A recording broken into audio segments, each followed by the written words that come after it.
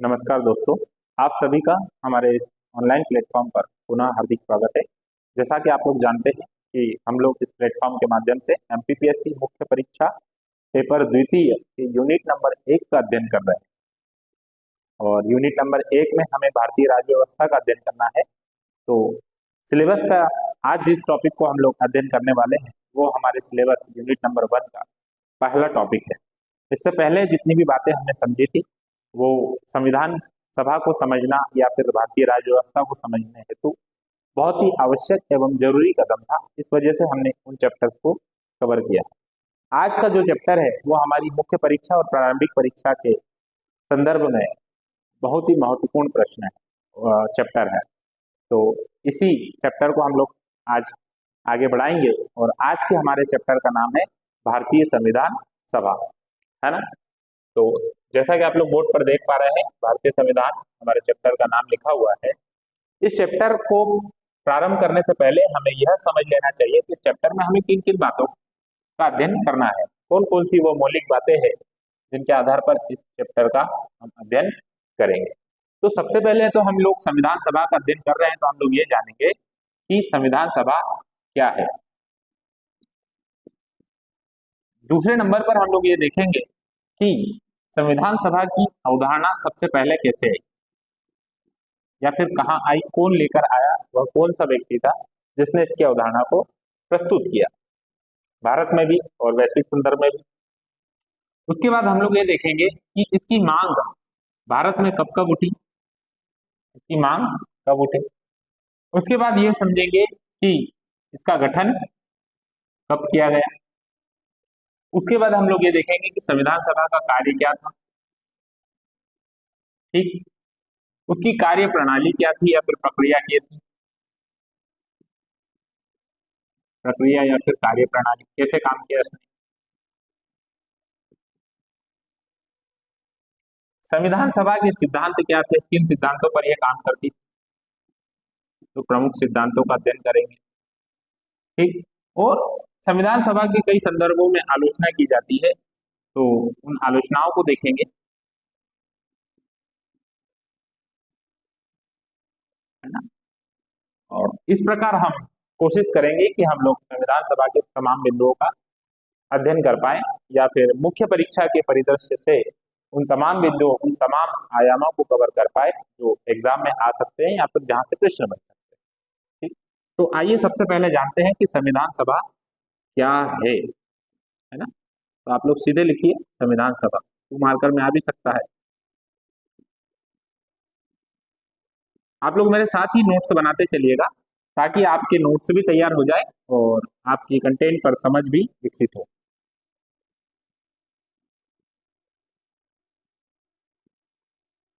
ठीक। तो संविधान सभा यह किसी देश के के लोगों का वह समूह जो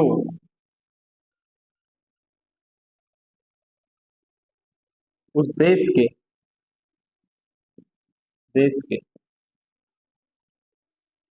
संविधान निर्माण हेतु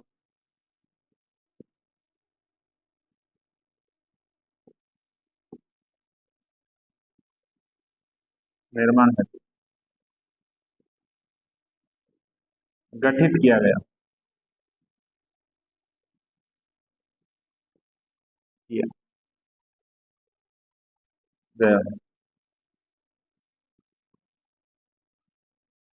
क्या कहलाता है, संविधान सभा कहलाता है, ठीक। इसके बाद हम लोग ये देखते हैं कि इसकी अवधारणा विश्व में सबसे पहले कहाँ आई।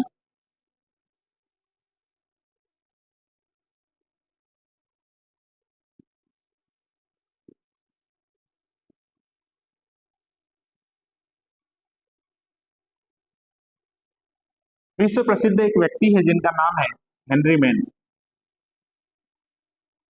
है ना, सर हेनरी मैन। इन्होंने ही सबसे पहले ये बताया कि संविधान बनाने हेतु एक सभा होना चाहिए जो कि उन्हीं उसी देश के समूह हो और वो अपने देश के अनुरूप संविधान का निर्माण करे। सर हेनरी मेन ने ये अवधारणा प्रस्तुत करी। भारत के संदर्भ में एम एन राय सर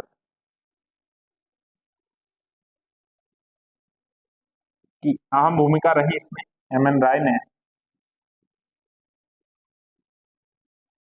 महत्वपूर्ण भूमिका निभाई और उन्होंने भारत के संदर्भ में ये अवधारणा प्रस्तुत की। मांग की बात करें हम लोग तो भारत में मांग है ना, तो 1934 में वामपंथी दल के नेता एम एन राय, है ना,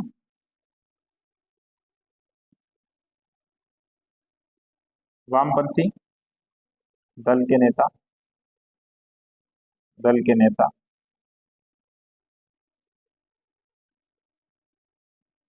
एम एन राय द्वारा मांग उठाई।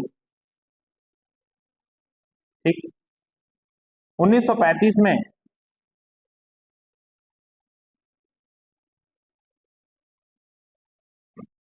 1935 में कांग्रेस द्वारा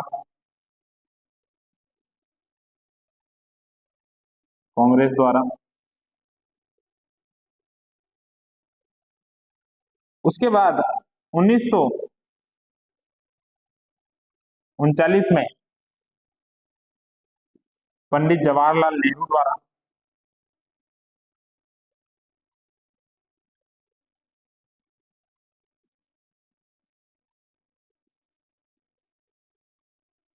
नेहरू द्वारा और उसके बाद समय समय पर भारत में ये मांगे लगातार उठती रही और इस प्रकार स्वराज पार्टी ने भी इसकी मांग की थी, है ना, 1934 में ही।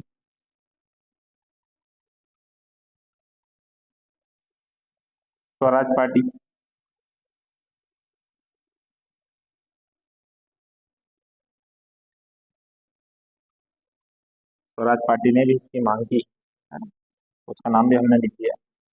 ठीक।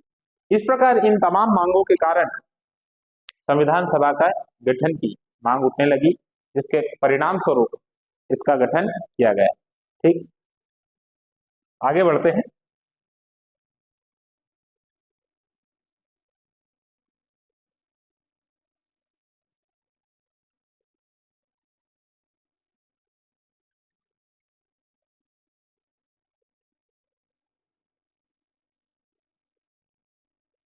अगर मैं गठन की बात करूं, अगर मैं गठन की बात करूं तो संविधान सभा का जो गठन है वो कैबिनेट मिशन योजना के तहत या फिर योजना द्वारा 1946 में किया गया।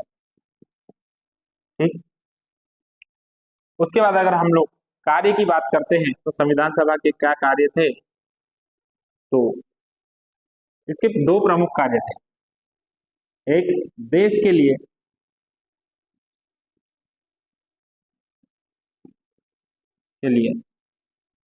एक बेहतर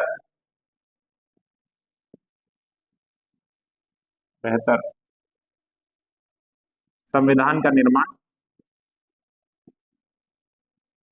संविधान का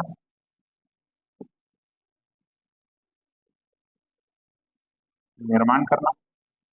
दूसरा, अंतरिम सरकार के रूप में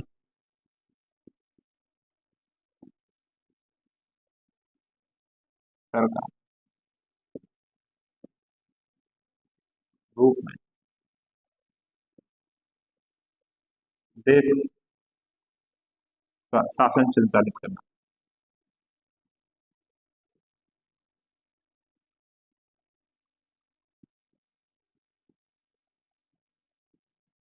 ये दो इसके मुख्य कार्य थे। ठीक। उसके बाद जो इसकी प्रक्रिया थी,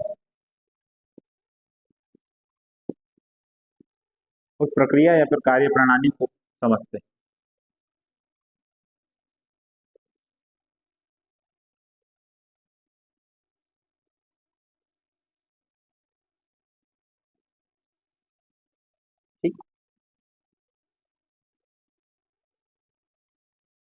प्रक्रिया या फिर कार्यप्रणाली। तो जैसा कि आप लोग जानते हैं, कैबिनेट मिशन योजना के तहत भारत में संविधान सभा के गठन करने का प्रावधान था।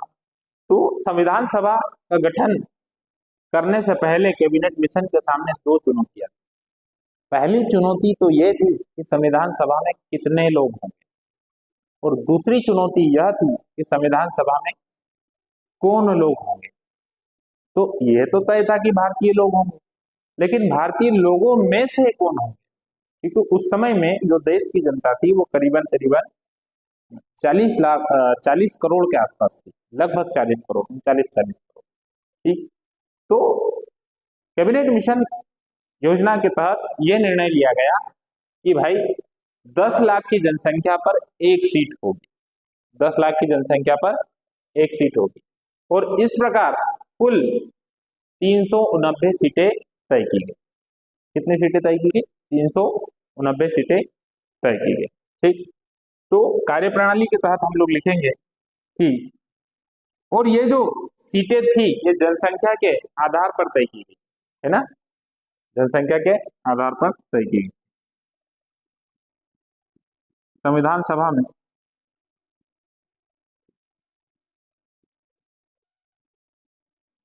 सभा में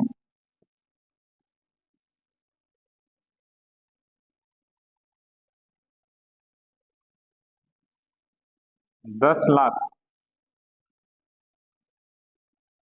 जनसंख्या पर एक प्रतिनिधि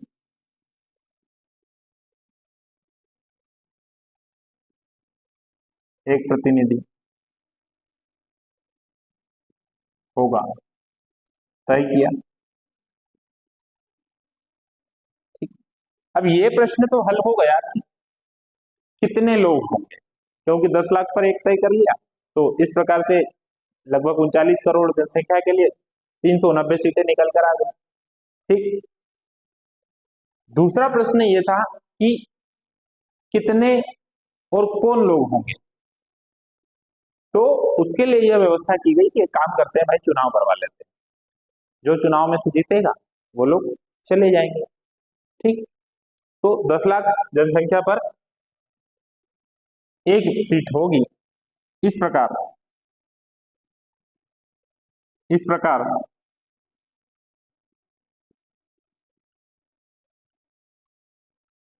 इस प्रकार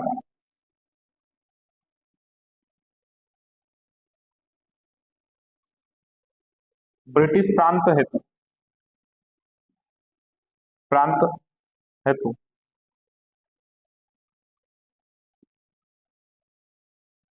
292 सीटें तय की गई, और 4 चीफ कमिश्नरी होते, चीफ कमिश्नरी हेतु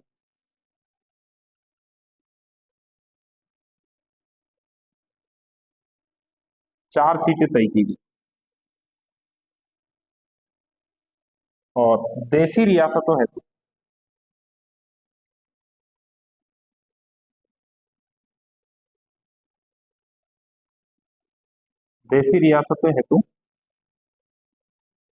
93 सीटें तय की गई।